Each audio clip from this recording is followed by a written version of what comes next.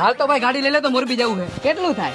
60 kilometre. ત્યાં સુધી ગાડી નહીં હાલે, બ્રેક ઓછી છે, ટાયરમાં હવા ઓછી છે, ટ્યુબ ટાયર નબળા છે અને પંખામાં ગોબો પડી ગયો. તો ભાઈ પેટ્રોલનો કાંટો બંધ છે, ક્યાં પૂરું થઈ જાય એ ખબર નહીં પડે અને આપણે હિસાબમાં લોચાઈ થાય અને આ વોરન બંધ છે. હો તો ભાઈ ગાડી બગડેલી છે, ગારો ગારો છે, સીટ ફાટલી છે, સર્વિસમાં દેવાની બાકી છે અને પાછી કોકે ચીકમ ચોટાઈ ગઈ.